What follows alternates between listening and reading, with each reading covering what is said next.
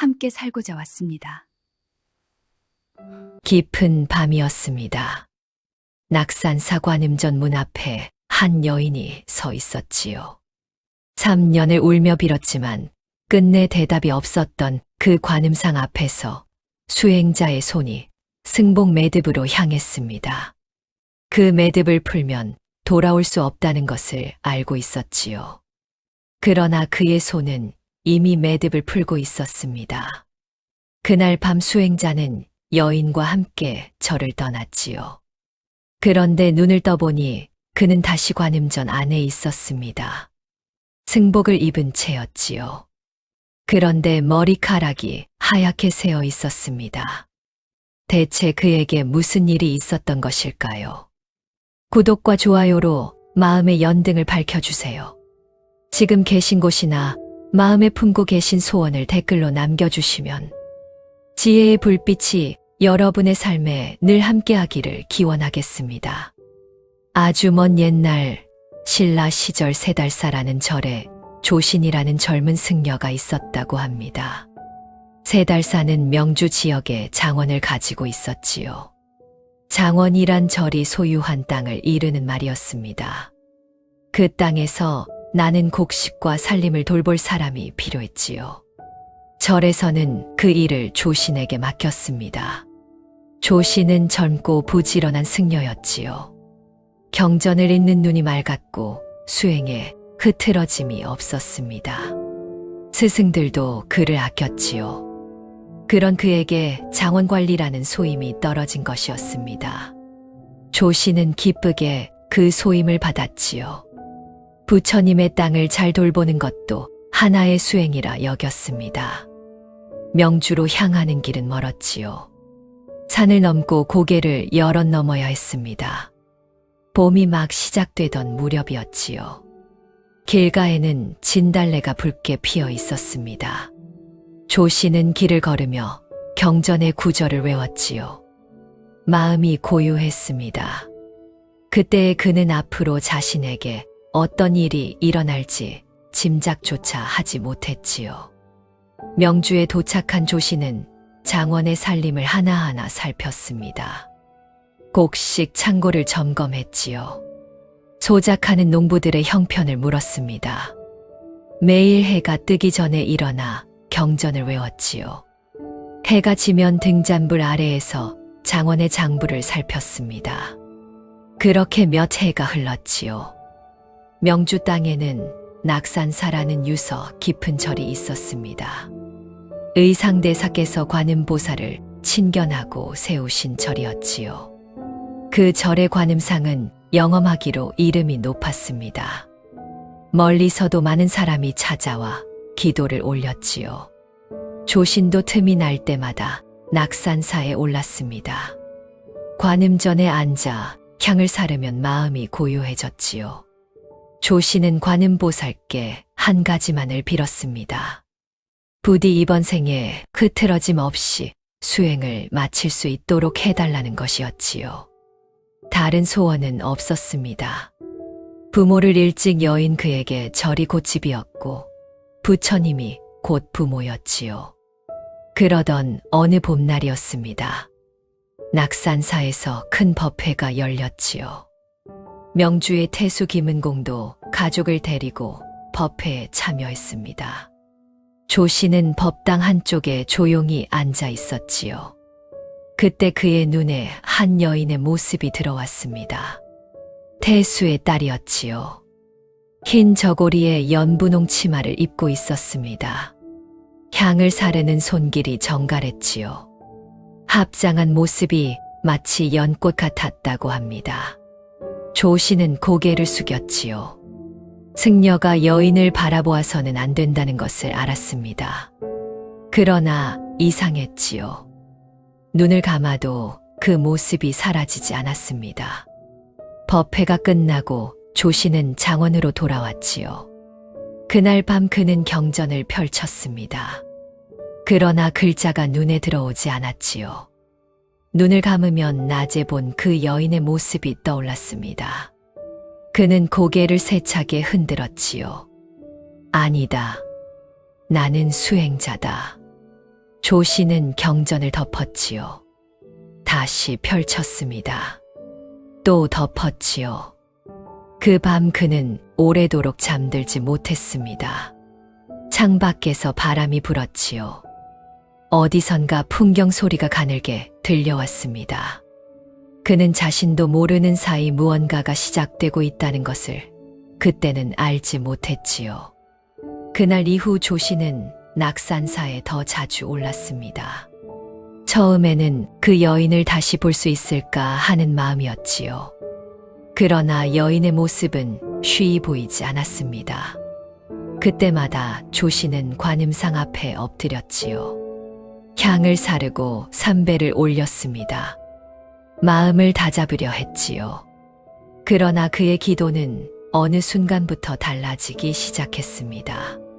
수행을 잘 마치게 해달라던 기도가 어느새 다른 이름을 부르고 있었지요. 조신 자신도 알아차리지 못하는 사이에 말이었습니다. 봄이 가고 여름이 오고 가을이 왔지요. 그의 마음에도 계절이 바뀌고 있었습니다. 명주의 봄은 유난히 길었지요. 산벚꽃이 지고 나면 들꽃이 피었고 들꽃이 지고 나면 연못에 연꽃이 피었습니다. 조씨는 장원 일을 마치면 낙산사로 향하곤 했지요. 절까지 이어진 산길은 가파르고 험했습니다. 그러나 그의 발걸음은 매번 조금씩 빨라지고 있었지요. 관음전에 도착하면 먼저 연꽃 한 송이를 제단에 올렸습니다. 장원 옆 연못에서 이른 아침에 꺾어온 것이었지요. 흰 연꽃이 제단 위에 놓이면 법당 안에 은은한 향이 퍼졌습니다. 조씨는 그 꽃 앞에서 삼배를 올렸지요. 그리고 오랫동안 앉아 있었습니다. 기도를 마치고 돌아오는 길이면 이상하게 발걸음이 무거웠지요. 장원의 방에 홀로 앉으면 정막이 밀려왔습니다. 경전을 펼쳐도 글자 위에 자꾸 다른 것이 겹쳤지요. 고운 얼굴이었습니다. 합장하던 정갈한 손이었지요. 조씨는 고개를 숙이고 가슴을 쳤습니다. 이 마음을 어찌해야 합니까? 아무도 대답하는 이가 없었지요. 빈 방에 등잔불만 흔들리고 있었습니다.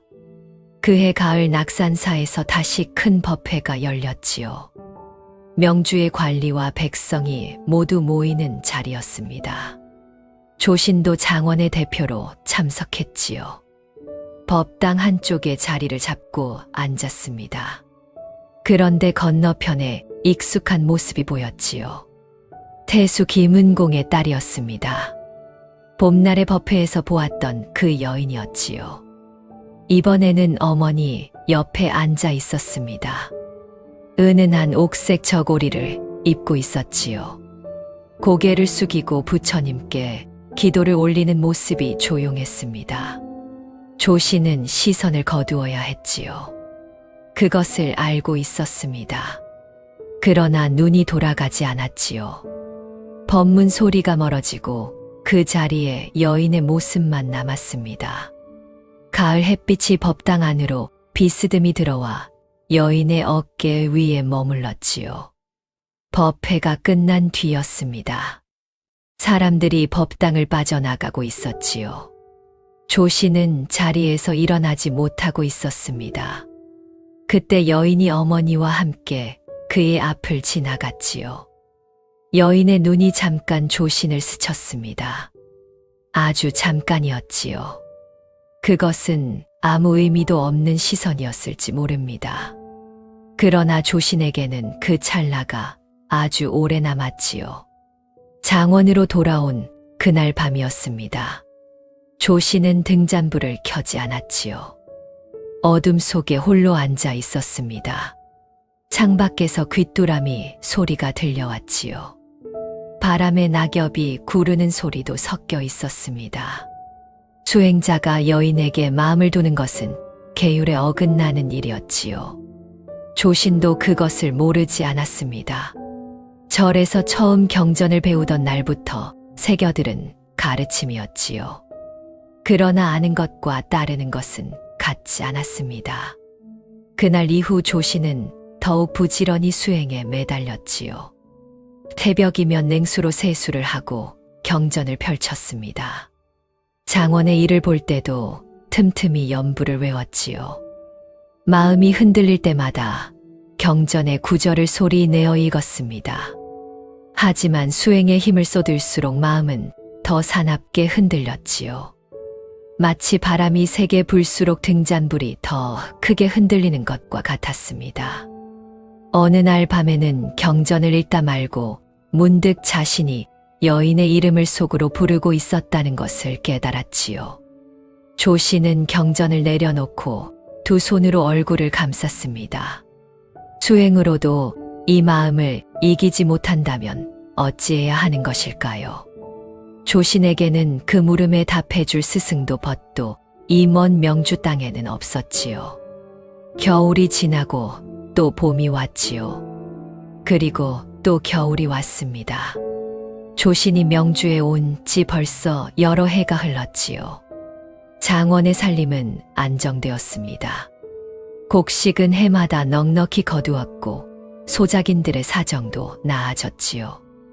누가 보아도 소임을 훌륭히 해내고 있었습니다. 그러나 조신의 마음만은 그렇지 못했지요. 그의 기도는 어느 순간부터 완전히 달라져 있었습니다. 낙산사에 오를 때마다 연꽃을 올리고 삼배를 한 뒤 그는 관음상 앞에 엎드려 한 가지만을 빌었지요. 관세음보살님, 이 한 가지 소원만 들어주시옵소서. 조씨는 태수의 딸과 인연을 맺게 해달라고 빌었습니다. 처음에는 부끄러운 기도였지요. 목소리가 떨렸습니다. 관음상의 고요한 눈이 자신을 꾸짖고 있는 것 같았지요. 그래서 기도를 마치고 나면 뒤돌아 나오면서 참회를 올렸습니다. 소승이 분수에 넘치는 소원을 올렸습니다. 부디 용서하여 주시옵소서. 그러나 참회를 올리고 장원으로 돌아오면 또 같은 마음이 솟아올랐지요. 그래서 또 낙산사에 올랐습니다. 또 같은 기도를 했지요. 또 참회를 올렸습니다. 그것이 봄에도 여름에도 가을에도 겨울에도 반복되었지요. 새해가 그렇게 흘렀다고 합니다. 관음보살은 단 한 번도 응답하지 않으셨지요. 꿈에서도 나타나지 않으셨습니다. 조신이 아무리 간절히 불러도 관음전은 고요하기만 했지요. 향만 타들어가고 있었습니다. 연꽃만 제단 위에서 하루 이틀 만에 시들어갔지요. 어느 날 조신은 관음상을 올려다보며 물었습니다. 보살님, 혹시 제 기도가 부족한 것입니까? 대답이 없었지요.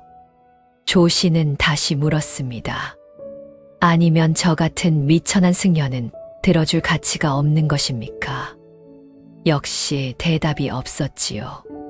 관음상의 얼굴은 처음 그대로였습니다. 자비롭고 고요한 얼굴이었지요. 그러나 조신에게는 그 고요함이 점점 냉담하게 느껴지기 시작했습니다. 기도를 시작한 지 4해째 되는 봄이었지요. 명주 일대의 소식 하나가 돌았습니다. 태수 김은공의 딸에게 혼인 이야기가 오가고 있다는 것이었지요. 명주의 이름 높은 가문에서 혼인을 청해왔다고 합니다. 그 소식을 들었을 때 조씨는 장원의 곡식 창고를 살펴보고 있었지요. 소작인 하나가 지나가며 별일 아닌 듯 말했습니다. 태수댁 아가씨에게 혼처가 들어왔답니다. 곧 나를 잡는다 하더이다. 조신의 손에서 장부가 떨어졌지요. 그는 아무 말도 하지 못했습니다. 소작이는 이미 돌아서고 없었지요. 장부의 종이가 바닥에서 바람에 나풀거렸습니다. 그날 저녁 조신은 낙산사로 올랐지요. 이번에는 원망이 아니었습니다. 마지막 기도를 올리는 심정이었지요. 혼례 날이 잡히기 전에 관음보살께 한 번만 더 간절히 빌어보고 싶었습니다. 관음전에 들어서서 연꽃을 올리고 삼배를 했지요. 이마가 돌바닥에 닿을 때마다 온 마음을 실었습니다. 보살님, 이것이 마지막 기도입니다. 부디 이번 한 번만 들어주시옵소서. 관음상은 대답이 없었지요. 자비로운 눈이 여전히 고요하게 내려다보고 있었습니다. 그러나 관음보살은 끝내 답이 없으셨습니다. 태수의 딸이 혼례를 올리는 날이었습니다. 명주거리에는 혼례 행렬의 풍악 소리가 울려 퍼졌지요. 사람들이 길 양쪽에 늘어서서 구경했습니다. 가마가 지나갈 때마다 환호가 터져 나왔지요. 조씨는 장원의 방 안에 홀로 앉아 있었습니다. 문을 닫아 걸었지요. 그러나 풍악 소리는 문을 뚫고 들어왔습니다.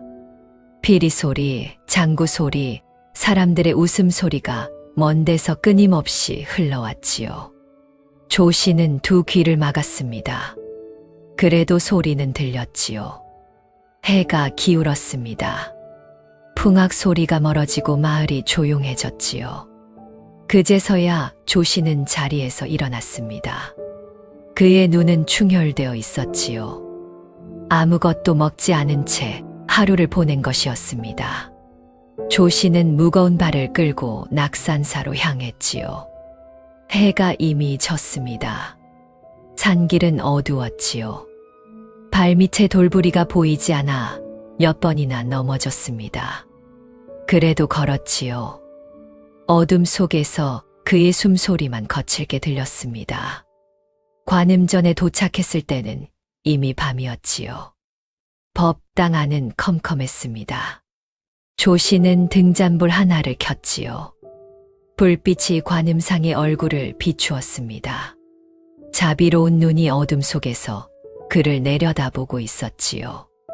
조씨는 관음상 앞에 무릎을 꿇었습니다.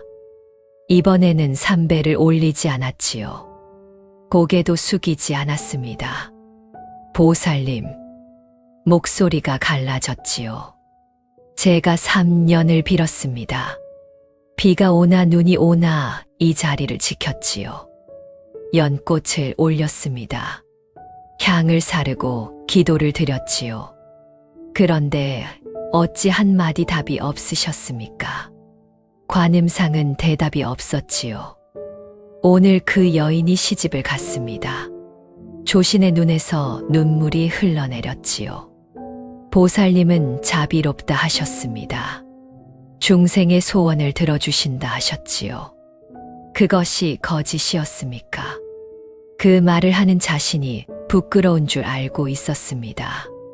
수행자가 관음보살을 원망하다니 이보다 큰 불경이 없었지요. 그러나 가슴 속에서 치밀어 오르는 것을 주체할 수 없었습니다. 조씨는 제단에 올려둔 흰 연꽃을 내려다보았지요. 이틀 전에 올린 것인데 꽃잎 끝이 갈색으로 시들어 있었습니다. 그는 그 연꽃을 집어들었지요. 떨리는 손이었습니다. 조씨는 한참 동안 시든 연꽃을 바라보았지요. 연꽃이 그의 손에서 제단 아래로 떨어졌습니다. 부딪히는 소리조차 들리지 않았지요. 조씨는 그 자리에 엎드렸습니다. 이마가 차가운 돌바닥에 닿았지요. 눈물이 돌 위로 흘러내렸습니다. 그렇게 엎드려 울었지요. 얼마나 오래 울었는지 알 수 없었습니다. 울다 지쳐 목이 잠겼지요. 숨이 고르지 않았습니다. 등잔불이 한 차례 크게 흔들렸지요. 그리고 서서히 약해졌습니다. 조신의 눈꺼풀이 무겁게 내려왔지요. 밤이 깊어가고 있었습니다. 관음전 안에 등잔불의 마지막 빛만 남았지요. 법당 밖에서 바람 소리가 낮게 울었습니다. 그리고 정막이 내려왔지요. 그때였습니다. 누군가 법당 문을 두드리는 소리가 들렸지요. 조씨는 고개를 들었습니다. 분명히 문을 두드리는 소리가 들렸지요. 이 깊은 밤에 낙산사까지 올라온 사람이 누구란 말입니까? 조 씨는 눈물 자국이 남은 얼굴로 일어섰지요. 비틀거리며 문 쪽으로 걸어갔습니다. 문을 열었지요. 그 앞에 여인이 서 있었습니다. 달빛 아래 하얀 저고리가 빛나고 있었지요. 태수의 딸이었습니다. 조 씨는 자신의 눈을 의심했지요. 어찌 여기에? 여인이 고개를 숙이며 말했습니다. 오래전부터 스님의 모습을 마음에 두고 있었습니다. 부모님의 명으로 다른 이에게 시집을 가게 되었으나 마음만은 어찌할 수가 없었지요. 이제 스님을 찾아왔습니다. 함께 살고자 합니다. 조 씨는 한 발 물러섰지요. 이것이 꿈인가 싶었습니다. 그러나 눈앞의 여인은 분명히 살아있는 사람이었지요. 밤바람에 여인의 치맛자락이 흔들리고 있었습니다. 머리에 꽂힌 흰 꽃 한 송이가 달빛을 받아 빛나고 있었지요. 조 씨는 입을 열지 못했습니다. 3년을 빌었던 소원이었지요. 잠을 이루지 못하고 뒤척이던 밤들이었습니다. 경전을 덮고 다시 펼치던 밤들이었지요. 관음보살께 원망까지 올렸던 것이 불과 몇 시즌 전이었습니다. 여인이 조용히 말했지요. 가시겠습니까? 조 씨는 뒤를 돌아보았습니다. 관음전 안의 등잔불이 거의 꺼져 가고 있었지요. 관음상의 얼굴은 어둠 속에 반쯤 가려져 있었습니다. 자비로운 눈이 보이는 듯 보이지 않는 듯 했지요. 조 씨는 승복의 매듭을 만졌습니다. 그 매듭을 풀면 돌아올 수 없다는 것을 알고 있었지요. 그러나 그의 손은 이미 매듭을 풀고 있었습니다. 마치 누군가가 그의 손을 이끌기라도 하는 것처럼 말이었지요. 두 사람은 낙산사를 내려왔습니다. 산길은 어두웠지만 달빛이 길을 비추었지요. 아무 말 없이 나란히 걸었습니다. 새벽이 오기 전에 명주를 벗어나야 했지요. 사람들의 눈에 띄어서는 안 되었습니다. 고개를 하나 넘고 또 하나 넘었지요. 해가 떠올랐습니다. 두 사람은 아무도 모르는 작은 마을에 자리를 잡았지요. 초가 한 채를 빌렸습니다. 가진 것이라곤 몸뚱이뿐이었지요. 조 씨는 더 이상 승려가 아니었습니다. 장삼을 벗고 속인의 옷을 입었지요. 밭을 일구고 나무를 했습니다. 여인은 바느질과 길쌈을 했지요. 가난했지만 둘이 함께였습니다. 첫 해가 지나고 아이가 태어났지요. 그 다음 해에도 아이가 태어났습니다. 자네 셋, 딸 둘이 그렇게 다섯이 되었지요. 아이들이 마당을 뛰어다닐 때면 여인이 웃었습니다. 그 웃음을 볼 때마다 조 씨는 생각했지요. 관음보살이 결국 자신의 기도를 들어주신 것이라고 말입니다. 3년의 기다림이 헛되지 않았다고 여겼습니다. 봄이면 마당 한쪽의 작은 독에 물을 받아두었지요. 어디선가 씨가 날아왔는지 그 독 안에서 연꽃 한 송이가 피어났다고 합니다. 여인이 그것을 보고 예쁘다 했지요. 조 씨는 그 연꽃을 바라보며 아주 잠깐, 아주 희미하게 무언가가 떠오르는 듯 했습니다. 그러나 아이의 울음소리에 고개를 돌렸지요. 그것이 무엇이었는지는 떠올리지 못했습니다. 그렇게 되어서 해가 흘렀지요. 아이들은 무럭무럭 자랐습니다. 가난했지만 배를 골치는 않았지요. 조 씨는 이것이 자신의 삶이라고 믿었습니다. 그런데 봄비가 오지 않았지요. 여름에도 가을에도 비가 내리지 않았습니다. 이 행복은 과연 오래 갈 수 있었을까요? 가뭄은 그해 여름까지 이어졌지요. 밭의 곡식이 모두 다 들어갔습니다. 가을이 되어도 거둘 것이 없었지요. 이웃 마을도 사정은 마찬가지였습니다. 조 씨는 남은 곡식을 아껴 풀죽을 쏘았지요. 5 아이와 아내, 7 식구가 하루 한 끼로 버텼습니다. 이듬해 봄에도 비는 오지 않았지요. 땅이 갈라졌습니다. 우물도 말랐지요. 마을 사람들이 하나둘 짐을 싸서 떠나기 시작했습니다. 조신도 더 이상 버틸 수 없었지요. 다른 곳으로 가봐야 합니다. 아내는 말없이 고개를 끄덕였지요. 살림이라 할 것도 없었습니다. 솥 하나, 이불 하나를 등에 지고 집을 나섰지요. 5 아이가 줄줄이 뒤를 따랐습니다. 막내는 아내의 등에 엎여 있었지요. 마당에 독에 피어있던 연꽃은 이미 말라 있었습니다. 그때부터 떠도는 세월이 시작되었습니다. 이 마을에서 저 마을로, 이 고을에서 저 고을로 사방을 떠돌았지요. 어디를 가나 사정은 비슷했습니다. 먹을 것이 넉넉한 곳은 없었지요. 간신히 품을 팔아보리 한 줌을 얻으면 그것으로 하루를 버텼습니다.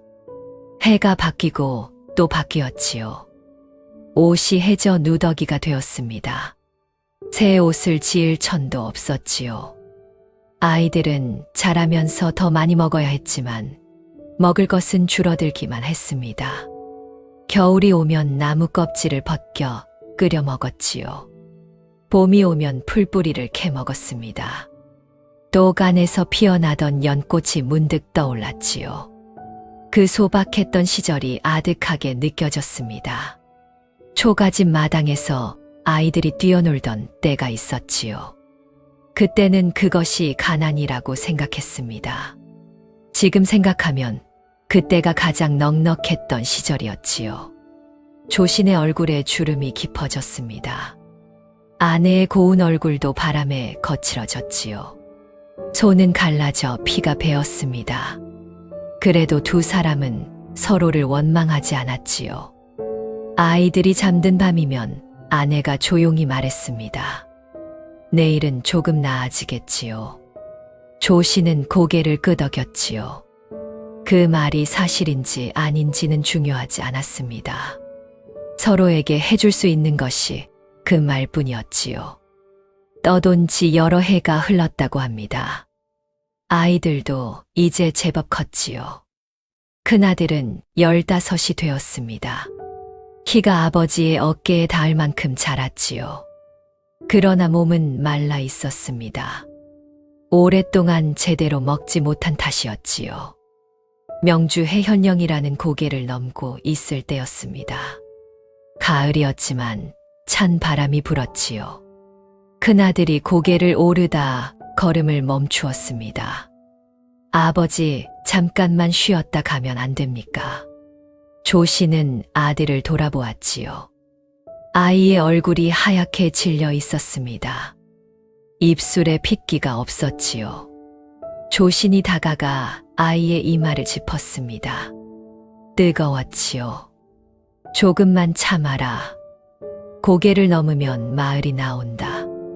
그러나 아이는 다시 일어서지 못했지요. 길가에 쓰러진 채 눈을 감았습니다. 조신이 아이를 흔들었지요. 아내가 달려왔습니다. 아이의 이름을 불렀지요. 대답이 없었습니다. 아이는 그렇게 눈을 감았지요.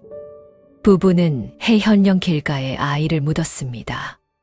흙을 한 줌씩 덮을 때마다 아내의 어깨가 떨렸지요. 조씨는 소리내어 울지 못했습니다.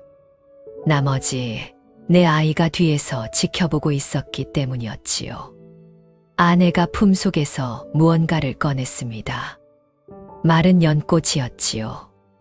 집을 떠날 때 독에서 가져온 것이었습니다. 줄기가 꺾이고 꽃잎이 바스라져 있었지요. 아내는 그 마른 연꽃을 아이의 무덤 앞에 놓았습니다. 바람에 꽃잎 한 장이 흘 위로 날아갔지요.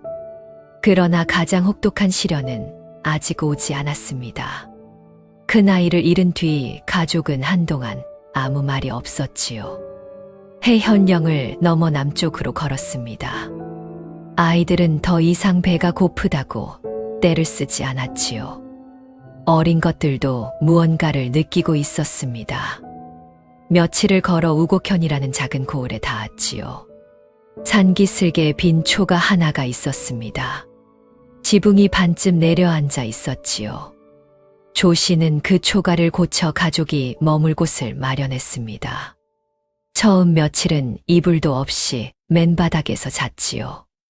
그러나 지붕이 있다는 것만으로 아이들의 얼굴이 조금 밝아졌습니다. 셋째 아들이 마당 한쪽에 줄을 매고 빨래를 널었지요. 둘째 딸이 마당 구석에서 쑥을 뜯어왔습니다.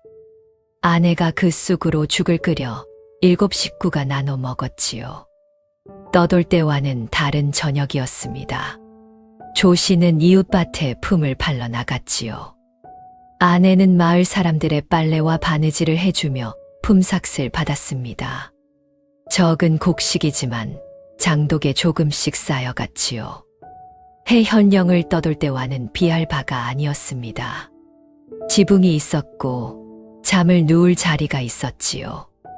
내일 어디로 가야 할지 고민하지 않아도 되었습니다. 봄이 왔지요. 초가 뒤편 개울가에 버들이 싹을 틔웠습니다.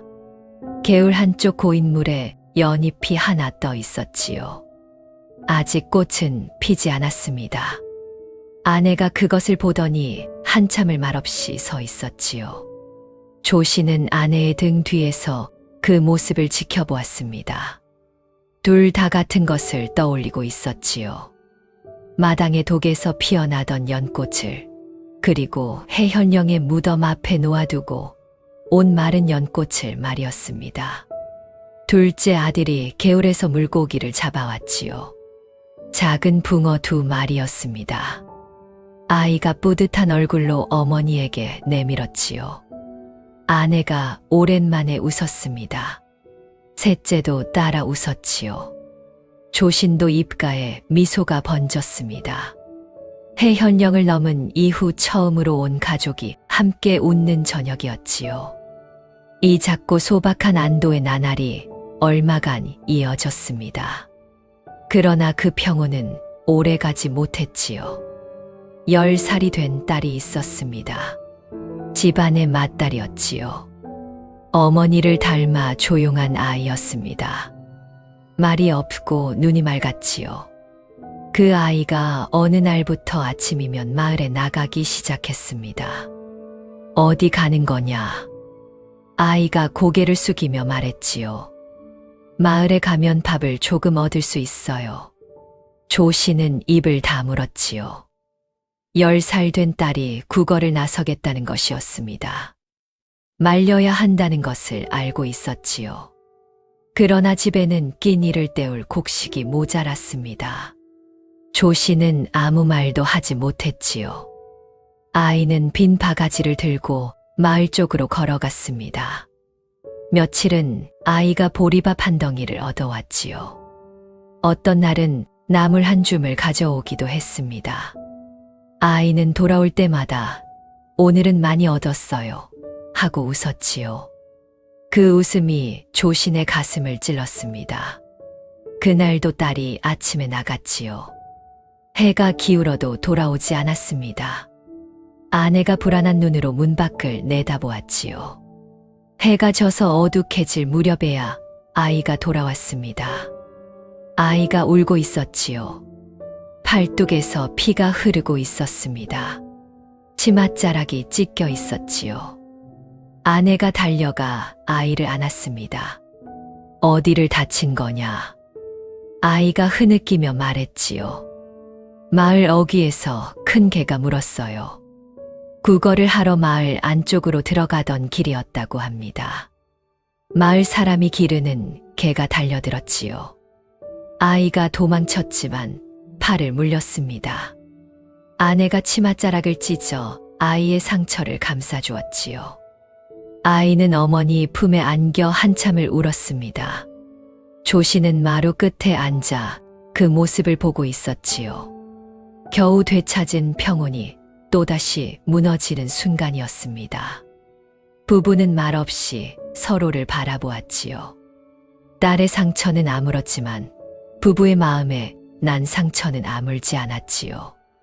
아이가 개에게 물려 돌아온 그 밤 이후로 아내의 입에서 웃음이 사라졌습니다. 우곡현의 뿌리를 내린 지도 어느새 20, 30년이 흘렀지요. 아이들은 장성했습니다.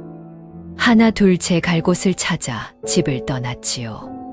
그러나 세상이 넉넉해진 것은 아니었습니다. 흉년이 들면 장성한 아이들이 다시 돌아왔지요. 먹여야 할 식구가 줄었다, 늘었다를 반복했습니다. 조신의 머리에 흰 것이 섞이기 시작한 것이 언제였는지도 기억나지 않았지요. 어느 날 문득 보니 아내의 머리카락도 반이 넘게 하얘져 있었습니다. 겨울이면 초가의 벽 틈으로 칼바람이 들어왔지요. 이불 한 채로는 몸을 녹이기 어려웠습니다. 봄이 오면 보릿고개를 넘어야 했지요. 20대에도 30대에도 40대에도 그랬으니 50대가 되었다고 나아질 리 없었습니다. 해마다 되풀이되는 일이었지요. 방 한쪽 구석에 마른 연줄기 하나가 세워져 있었습니다. 우곡현에 처음 왔을 때 개울가에서 꺾어온 것이었지요. 꽃은 진작 떨어지고 줄기만 남아 있었습니다. 아내가 버리지 않고 두었지요. 왜 버리지 않느냐고 물은 적이 있었습니다. 아내는 대답 대신 먼 곳을 바라보았지요. 조신이 여인과 함께한 세월이 어느덧 50년에 가까웠습니다. 돌이켜보면 행복했던 시절보다 고된 시절이 훨씬 길었지요. 그래도 함께였기에 견딜 수 있었습니다. 어느 날 저녁이었지요. 아이들이 모두 잠든 뒤 아내가 등잔불 앞에 앉아 있었습니다. 조신이 방에 들어서자 아내가 고개를 들었지요. 오래 울었는지 눈이 붉어져 있었습니다. 당신. 아내가 조용히 입을 열었지요. 내가 처음 당신을 만났을 때 얼굴도 고왔고 옷도 깨끗했습니다. 맛있는 음식 한 가지라도 당신과 나눠 먹었고 따뜻한 옷 한 벌이라도 당신과 함께 입었지요. 조씨는 아무 말 없이 아내를 바라보았습니다. 그런데 50년을 같이 살며 정은 더 깊어졌으나 병은 날로 깊어가고 굶주림은 끝이 없습니다. 아이들은 춥고 배고프지요. 사랑이 아무리 깊어도 이것을 이길 수는 없었습니다. 아내가 눈물을 닦으며 말했지요. 이제 헤어져서 각자 살기를 찾는 것이 좋겠습니다. 조씨는 그 말을 듣고도 한참 동안 아무 대답을 하지 못했지요. 부정하고 싶었습니다. 그러나 아내의 말이 틀리지 않았지요.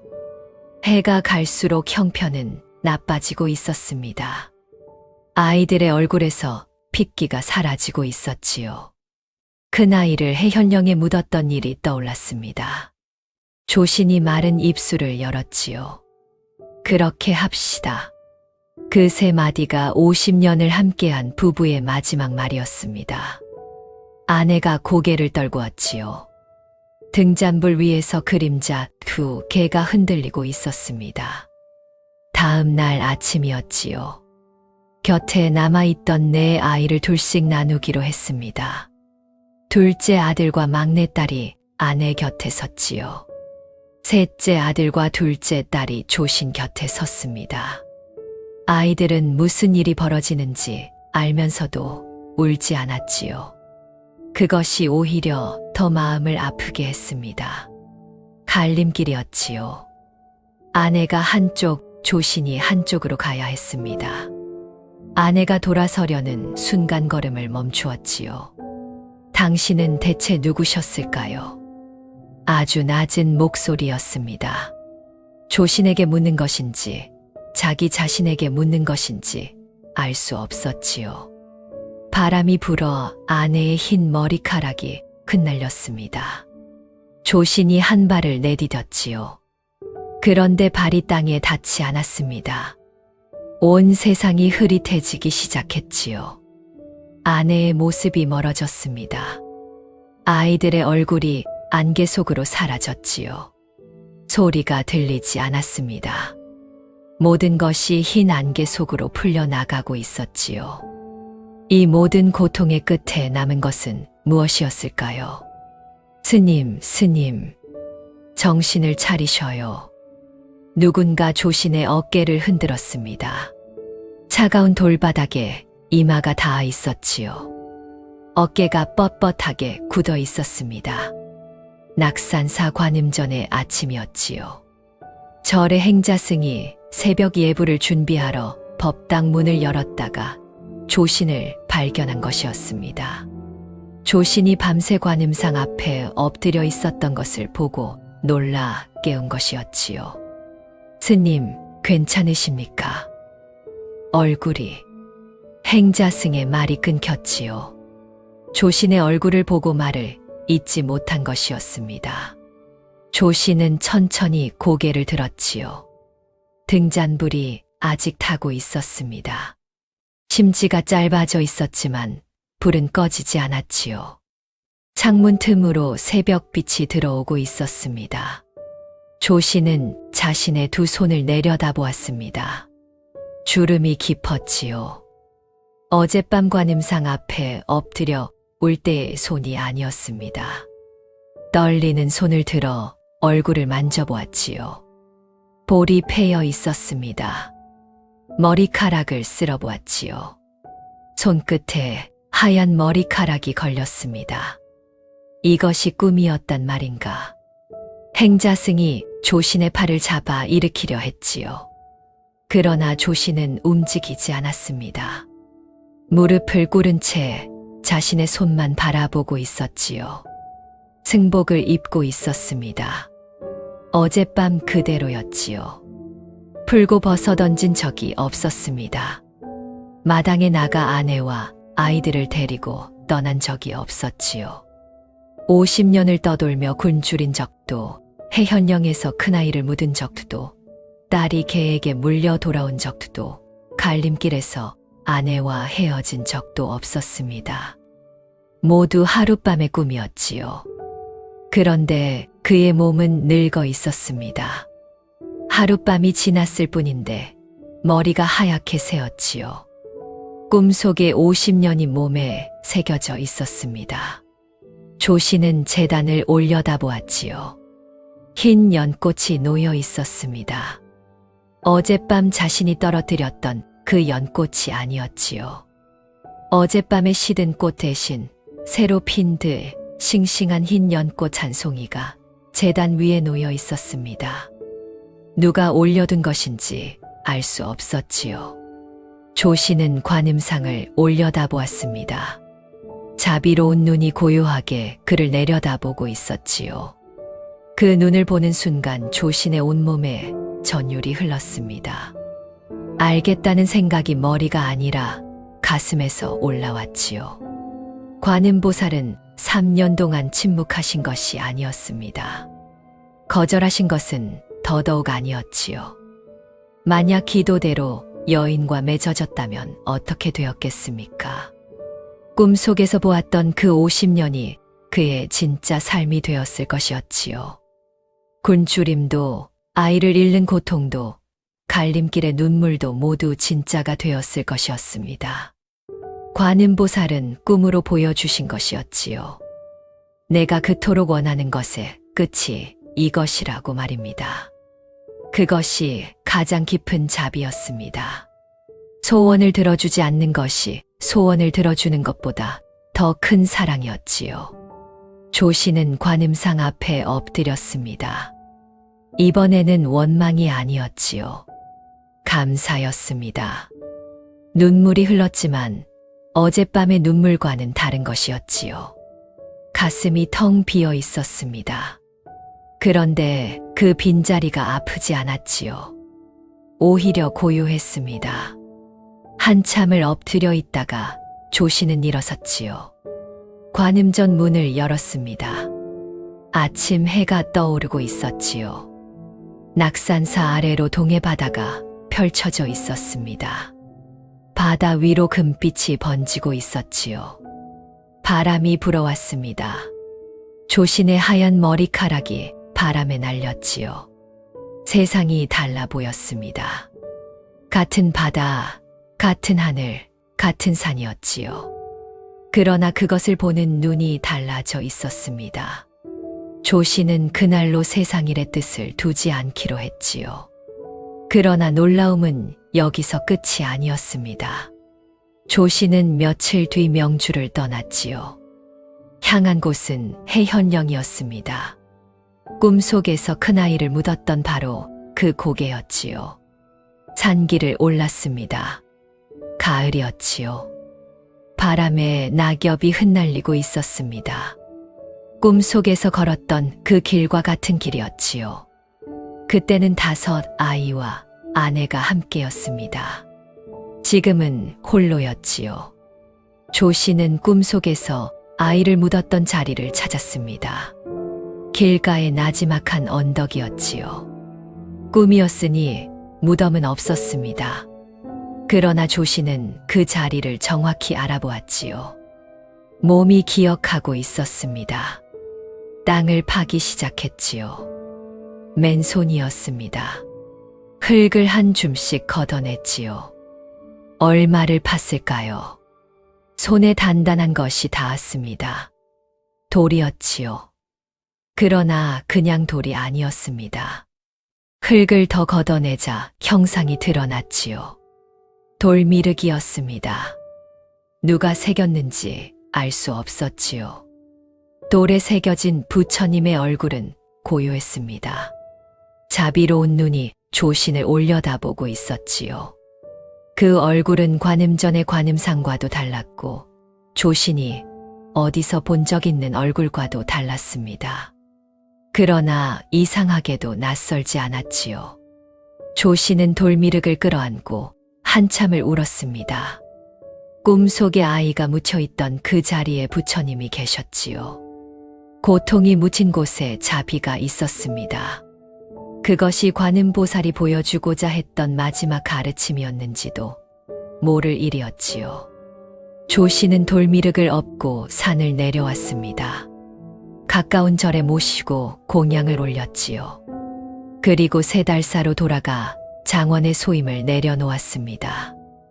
난리군 장원의 살림을 정리하고 남은 재산을 모두 내놓았지요.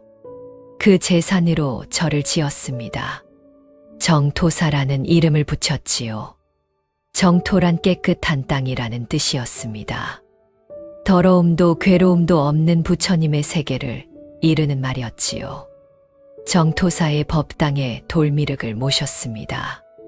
그 앞에 흰 연꽃을 올렸지요. 낙산사에서 올렸던 것과 같은 꽃이었습니다. 그러나 뜻은 달랐지요. 낙산사의 연꽃은 간절한 소원을 담은 것이었습니다. 정토사의 연꽃은 아무것도 바라지 않는 마음을 담은 것이었지요.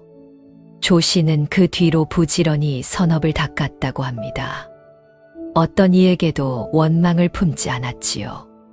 찾아오는 이가 있으면 죽 1그릇을 나누었습니다. 그리고 가끔 이렇게 말했다고 합니다. 내가 하룻밤 꿈에서 50년을 살았다오. 사람들이 그 말을 믿었는지는 알 수 없지요. 그러나 조신의 하얀 머리카락과 늙은 얼굴을 보면 누구도 함부로 거짓이라 하지 못했다고 합니다. 부처님께서는 금강경에서 이렇게 말씀하셨지요. 일체유위법 여몽환포영 여로여겨전 응자겨시관. 모든 지어진 것은 꿈과 같고 환영과 같고 물거품과 같고 그림자와 같으며 이슬과 같고 번개와 같으니 마땅히 이와 같이 보라는 뜻이었지요. 우리는 살면서 많은 것을 쥐려 합니다. 사랑하는 사람, 좋은 집, 자식의 성공, 건강한 몸이지요. 그것이 나쁜 일은 아닙니다. 그러나 그것을 영원히 쥐고 있을 수 있다고 믿는 순간 괴로움이 시작되지요. 조신이 50년의 꿈에서 배운 것은 단 하나였습니다. 쥐고 있는 것은 모두 놓아야 할 날이 온다는 것이었지요. 그러나 이 가르침은 허무한 것이 아닙니다. 오히려 그 반대이지요. 놓을 수 있다는 것을 알 때 비로소 지금 이 순간이 소중해지는 것입니다. 조씨는 모든 것을 잃는 꿈을 꾸고 나서야 아무것도 바라지 않는 마음의 평안을 얻었지요. 관음보살의 자비는 소원을 들어주는 것이 아니라 소원 너머의 것을 보여주는 데 있었습니다. 하룻밤의 꿈도 일생이 될 수 있고 일생도 하룻밤의 꿈일 수 있지요. 그 사이에서 우리가 지어야 할 것은 오직 자비와 선업 하나뿐일지도 모릅니다.